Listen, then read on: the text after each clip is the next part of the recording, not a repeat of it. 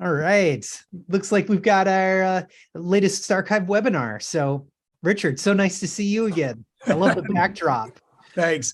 Nice to see you too, Peter. That's one of my experiments with Midjourney, and I've been using it lately to help conceptualize the ways we're thinking about constellating assets, if you can make constellation into a verb, and thinking about the ways that content is connected by the data that represents it, and what does that mean in a vast body of work. I think that's a huge piece of what, as you know, what you and I do here. So yeah. Well, I mean, gosh, what better time to talk about AI than in the spring of 2023, when it seems like AI is just really putting its hands into everything.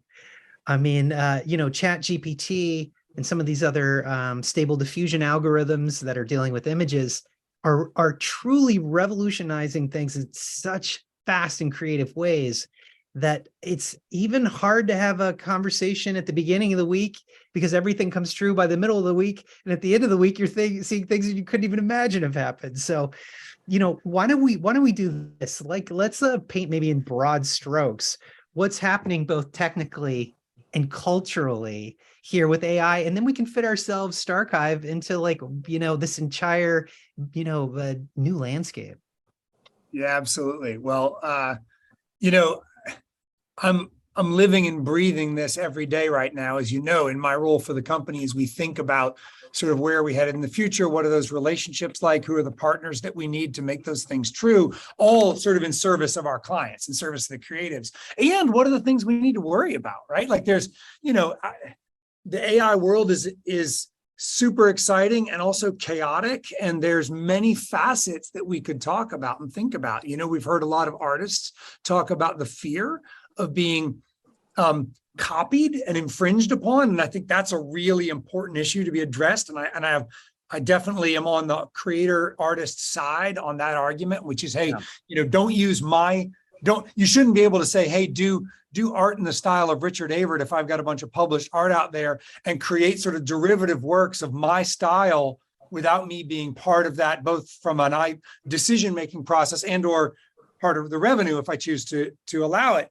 So I think that's a huge issue. So I agree with Getty in saying you can't use the Getty library and all the Getty artists to produce, to train your algorithms without Getty being part of that.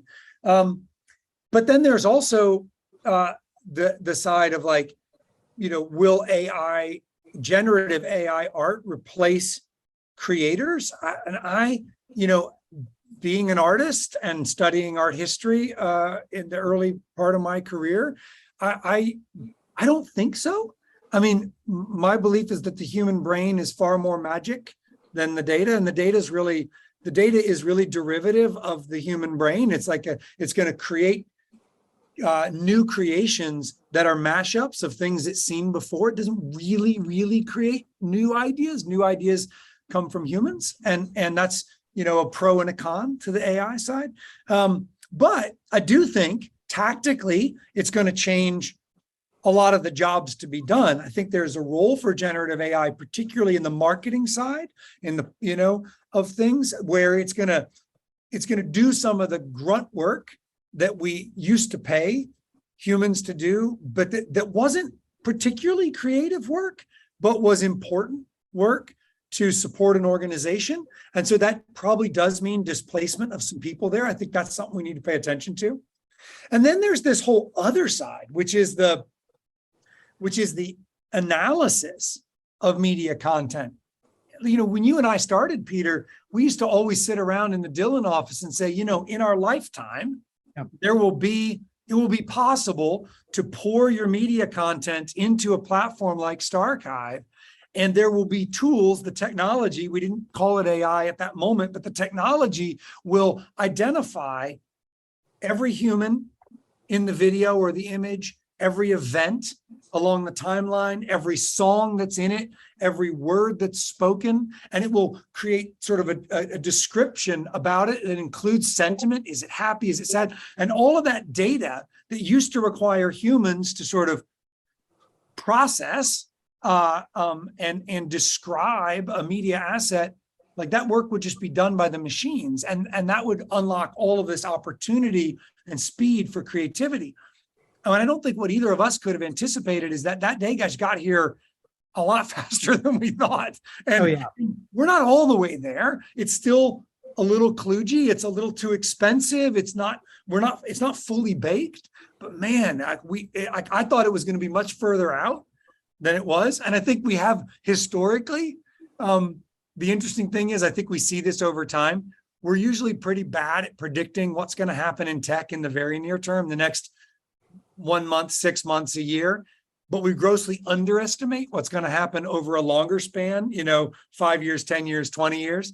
And I think that this just showed up in that way.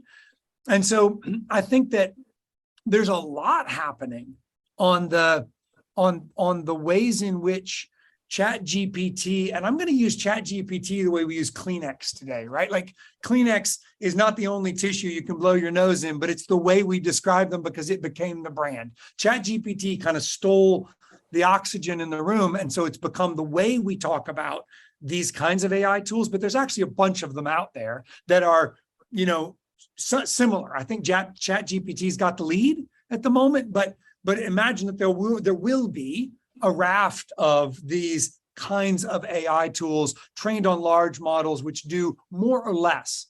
Yeah, like Google has Bard, but like how much are you hearing about Bard right now? And it's largely because it's an arms race or a brain race, right? Really for some of these platforms.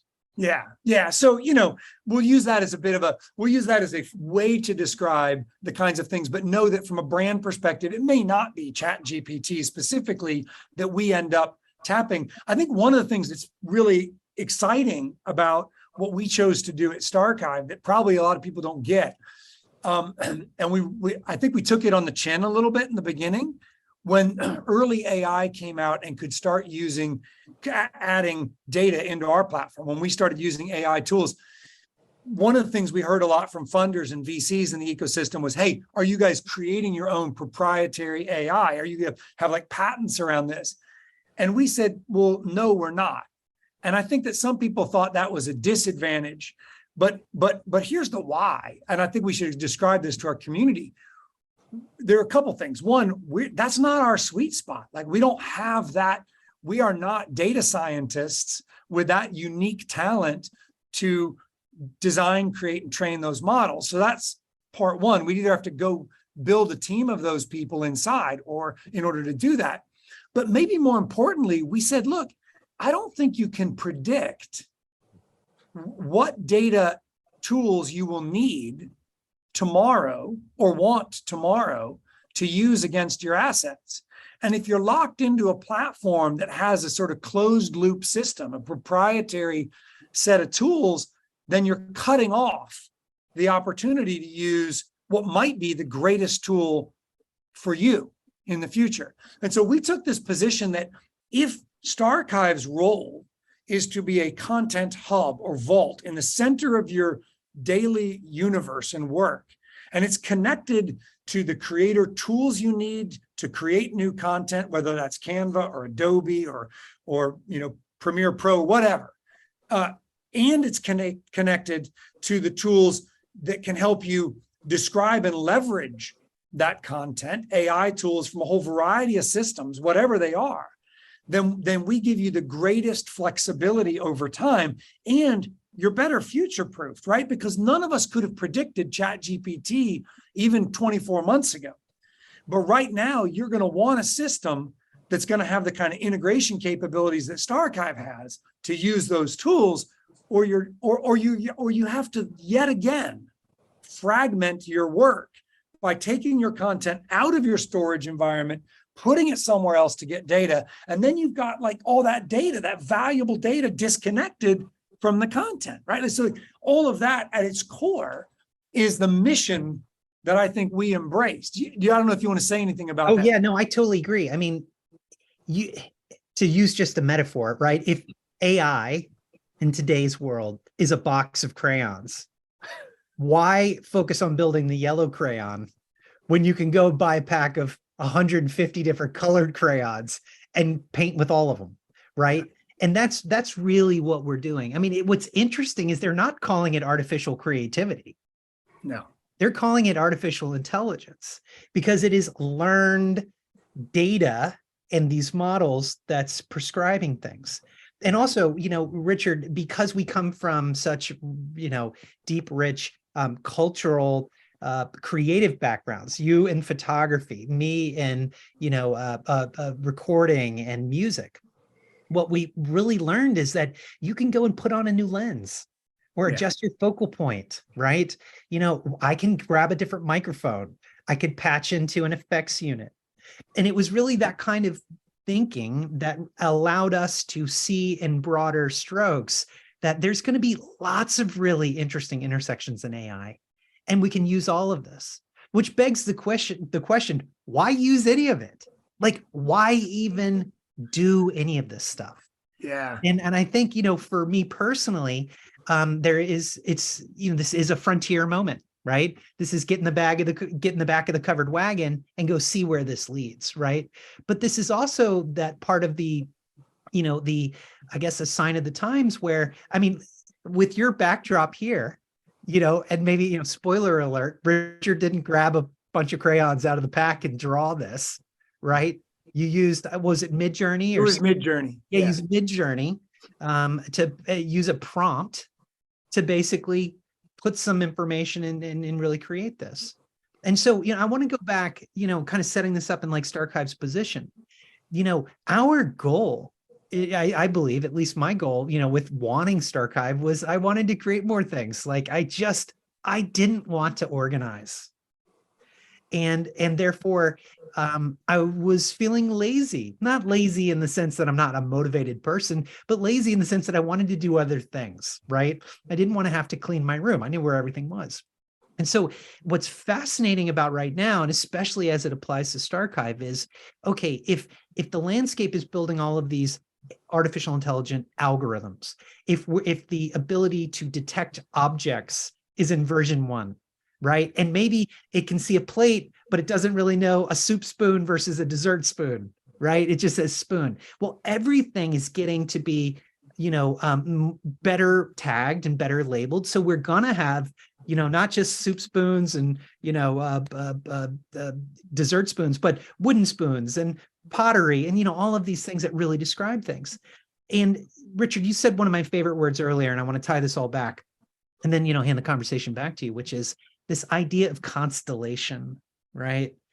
And this idea of disorganization being a threat to creativity, because, hey, look, many people know from their own experience how frustrating it is to be ready to go on something, be activated creatively, and then, run out of, just not being able to find the things that you want to create in that moment.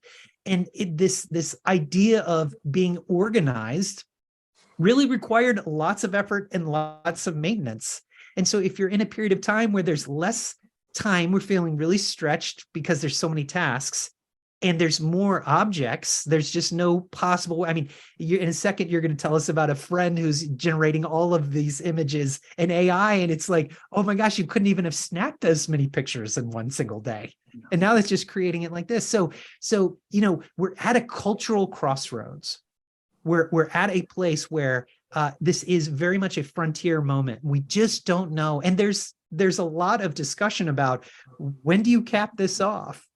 So, I think this is probably, let's spend a little time talking about constellation, because I think that and the concept of disorganization, those two things are really open up some very aha moments that, you and I, the rest of our team, have been visioning on for a little bit. Yeah, sure. I mean, my take on it is that, when maybe everybody doesn't get it, but Starchive's a bit of a double entendre, right? Stars, celebrities, because that's where we started, but stars like the universe, because that's what enthralls us. That's where the imagination lives, right? Which is that there are millions and millions and millions and billions of stars out there. And imagine that those are your bits of content in the world. And every bit of data that is shared between any two stars is a line that could be drawn. And if there's more than two, then there are multiple lines that stretch through the universe, connecting thoughts and ideas that previously just weren't easy for the human mind to track and connect. And in those moments, it's sort of this idea that you're optimized for serendipity. If you think about the creative process, it's very different than the organization process and even the research process, right? Which is, if in our old research environments, like a museum environment, they have exquisite organization and strict rules about how things are cataloged. And that works beautifully when your job is to find a very specific asset for a very specific question. But when your job is a creative job, when your job is, I want to find a thing or things like it, because that's the genesis of an idea, and it's a jumping off point. I'm not actually, my end result will not be that thing that I'm looking for. It will be a thing I create or a thing adjacent to that. It will be some steps removed from that, right? Because the creative process is, I'm thinking about something and I need to go find sort of source material and things in my ecosystem that relate to that and allow that to synthesize and become whatever that end result idea is. And that just, like, folders and hierarchy don't support that. Right. And this idea of constellating is you follow the muse. You find a particular piece of content or a star, and then you look at the ways in which the data tell a story about that, and you follow that story to other things that share that same story, that same narrative. And really, that was, I mean, it's a very esoteric way of saying it, but we sat in the office when the Bob Dylan team discovered the first piece of gospel content that they had sort of forgotten about. Like it was in their archive, but nobody had really ever thought about it. And in that moment, there was this profound realization that because you could follow the data, we could assemble a collection of assets that eventually became, a 6 CD, 2 DVD box set. Yeah. Now, that's an old school way of maximizing the value of your archive, right? They built a physical product that they sold because that's what their audience wants. But what if it's Thursday and you've got to post something to social, and you've got millions of things you've created and you've got an idea of what you're looking for, but not an exact image. And you want to then come to a conclusion around some things that you've made that map a topic trending in the social environment around your audience. Like, how do you get that? How do we make that easy? And that's really where the ChatGPT stuff comes in. And the pilot that we're doing now is Studs Terkel, right? It's imagine having 9,000 hours of audio over 40 years. I mean, an extraordinary body of content. And if you are WFMT Chicago, who owns that archive and is the steward of that archive, you have a following, both in an education space, but also in a sort of public space. And I think what we forget is that so much of the human story is an evergreen story, right? We kind of live in a world where our content feels very ephemeral. Like we create something, we push it out, poof, it's gone. And like now the content beast needs something new, and we don't really think about that stuff again.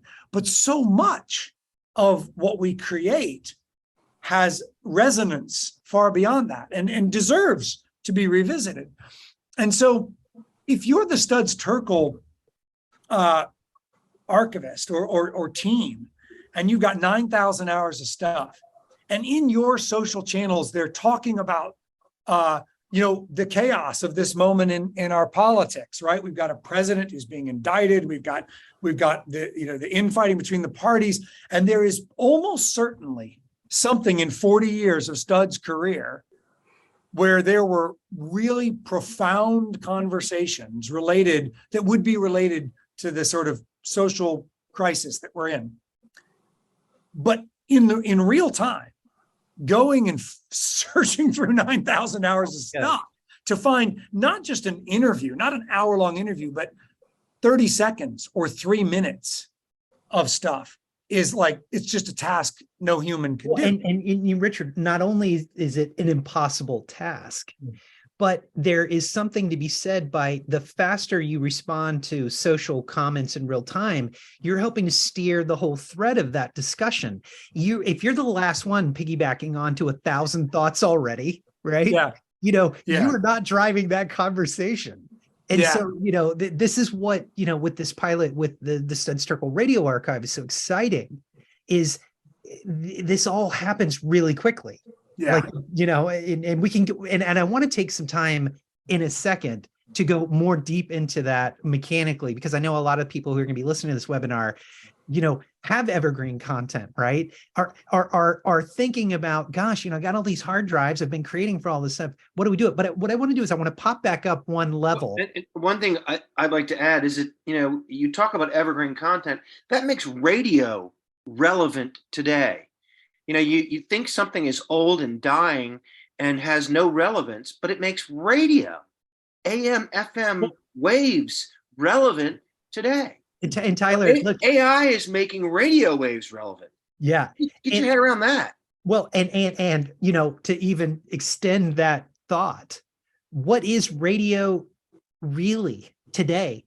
Like, people could say, well, it's a modulated signal and it's got audio on it. Okay, great. At the other end, when I've captured that signal and I've listened to the audio, and then all of a sudden my AI bot has transcribed it, am I listening to radio anymore, or am I reading the transcript of the radio?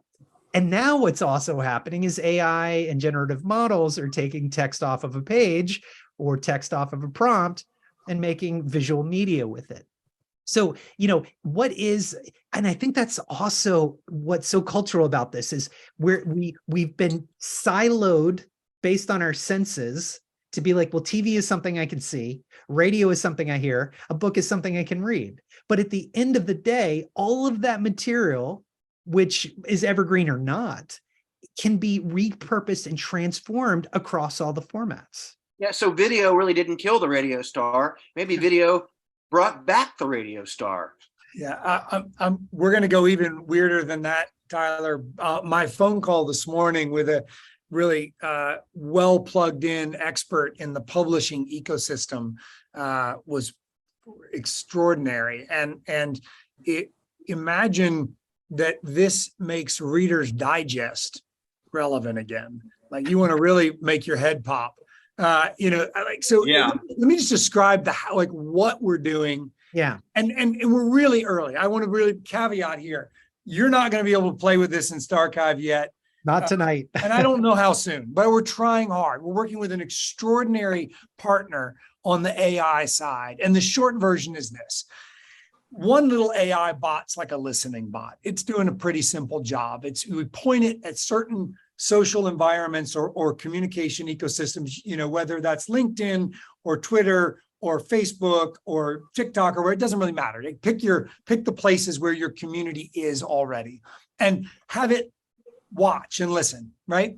And what it's doing is keeping a pulse on what are the topics that are trending? What are the important things that people are thinking about?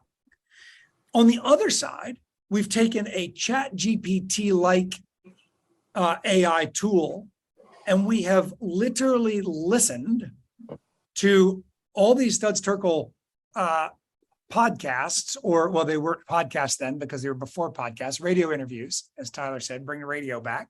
And it has done a transcription of them, more or less, and then it is extracted, and this is something ChatGPT is very good at.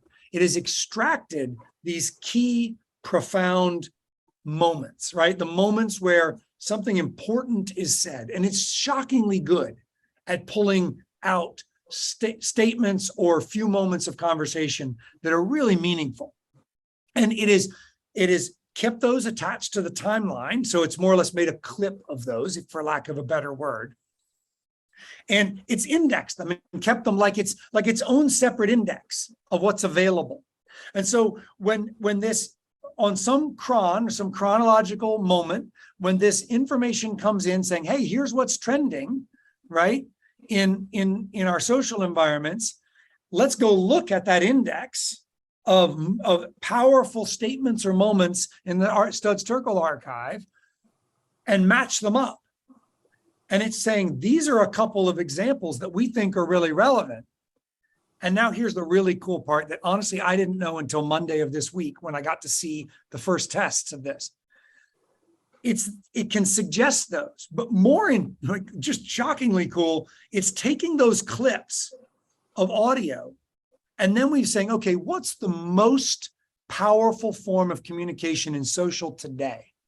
And it's video.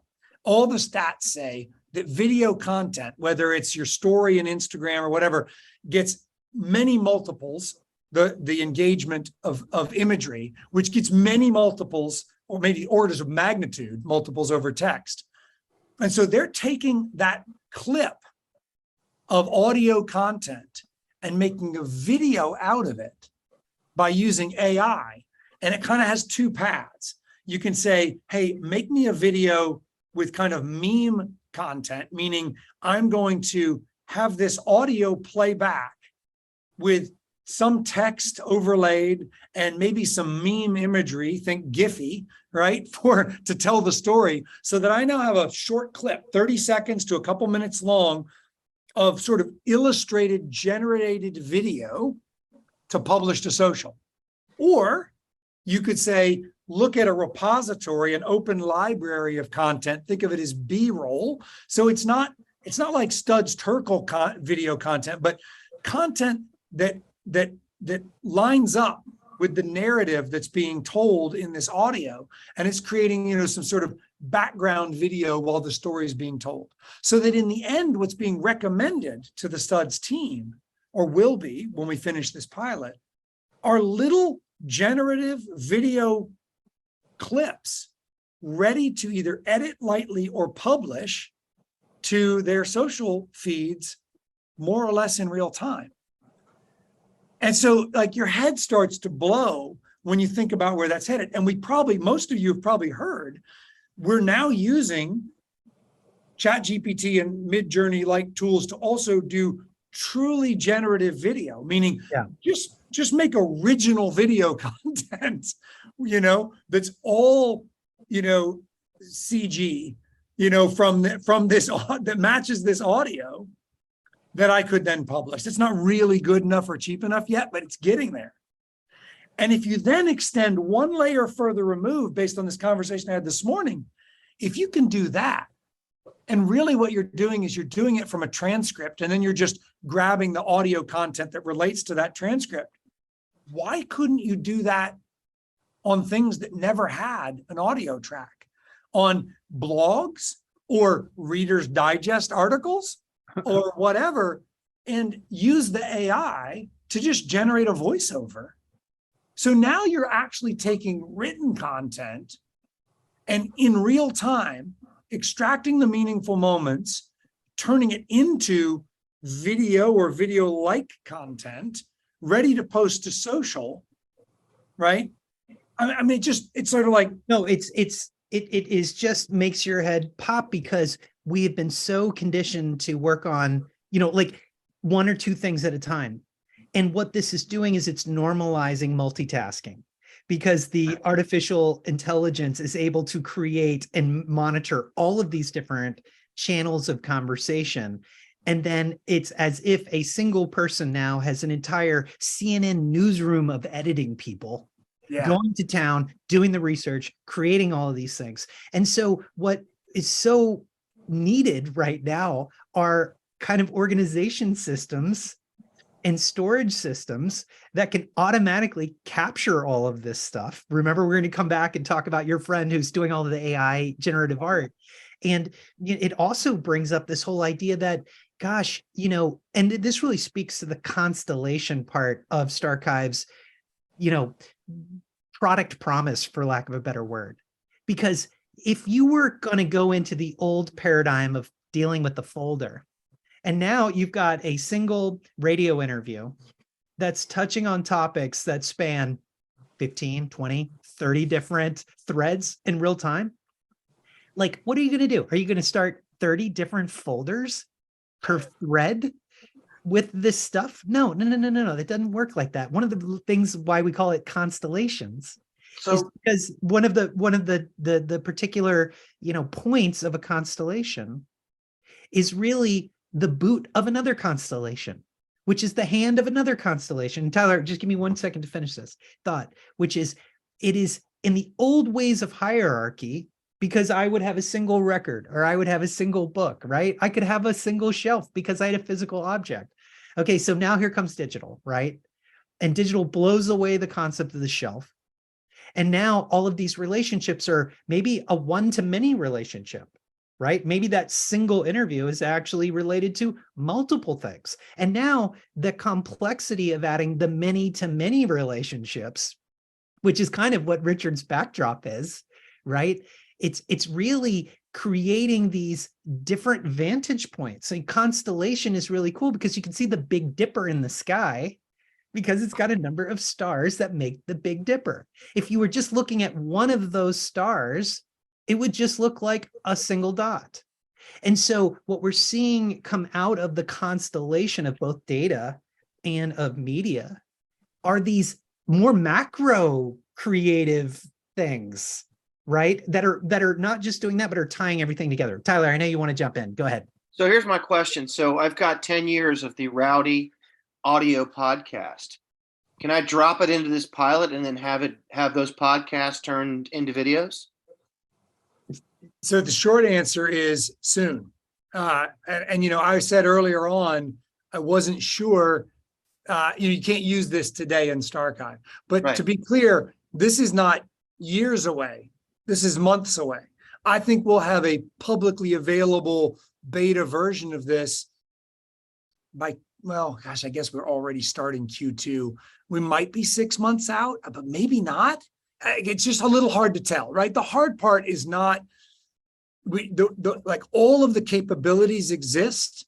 Turning it into an easy to understand, well-oiled user interface is the hard part. And then understanding the cost trade-offs, right? Because not some of this stuff's free, but not all of it's free, and it won't always be free. And so we're trying to figure all that out in service and support of our clients. But I wanted to pop back up one level for a minute and say something about the difference between the kind of content we're talking about AI creating, and the kind of content that creators will always have to create.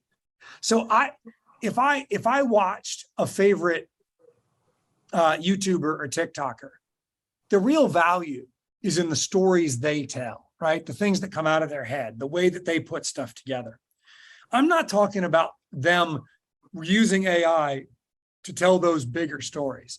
I'm talking about them using the AI to help them build marketing related clips that help build their audience and their tribe and help people understand who they are and what kind of stories they tell, which then funnel people into a closer relationship and connection with them for the thing that only humans can do, right? And so for us, this is about not replacing artists. It's about getting a lot of the busy work out of the way that helps us be more creative, more expansive. And Peter mentioned a couple of times, I've got a good friend who is not someone who would describe himself as a professional creator in the creator economy, but he's a brilliant intellect and a curious person and very playful. And he dove deep into Stability AI or Stable Diffusion and also Midjourney and all of the different platforms, been playing with them. And I bet over the last 3 months, I know he's created more than 28,000 new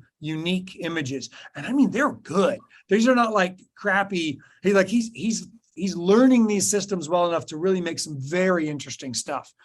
I would say that the vast majority of that is content that he should not and won't throw away. But at that kind of scale as an individual, if he wanted to then begin thinking about how do these things relate, how might I mash up different bits of content into storylines or into new ideas or to license it or whatever, like it's just more than a human can do, right? Like I started out in the days when I was shooting film, and you could get 24 shots on a roll and you were very careful which photographs you made because it was both expensive and timely or time consuming to work with the medium to produce that stuff. And then I went digital in like 2003 and I've shot very little film since then, which I sometimes lament because there are characteristics of film I love, but I have produced orders of magnitude more images since, because I have this freedom to shoot a single photograph 20 different ways over 15 minutes to find that magic angle, right? That moment, that right expression of what's in my head. And now we've got generative AI that says, I have an idea in my head that I couldn't create with my camera. And I want to use my image as a jumping off point for the thing that I want to make real, but couldn't make real with these physical devices. And now the AI gives me the capability that it used to take a whole team at Pixar to do, right? Like, that's really what we're talking about. And so we're unlocking or creating a platform designed to unlock that kind of generative capability from individual humans wherever they live and whatever the commercial value proposition, right? If you're Bob Dylan, you could pay a whole team. Like, that's just get real, right? But if you're my buddy who's doing this on the side because he loves it and he builds a following and it allows him to quit his day job, like, he's still not going to make enough money. He can pay a whole team, but with the right tools, he can quit his day job. And that's really what this is about. It's about elevating the opportunity for creators to make the most of the things they make using these powerful AI tools. And we should probably stop. Clay has joined us along the way. We haven't let Bob ask any questions and stuff. Maybe we should pause for a minute, because we just riffed for a while here. But it's exciting, and I think you said, Peter, it's a profound moment, and I don't think that can be underemphasized. I mean, for me, to think about what it means to allow all of us to follow the muse in any creative environment or curiosity we have, down the deepest of rabbit holes, and have the tools to elevate that content to the surface so we can find it, think about it, share it, relate it. Like, that's really amazing.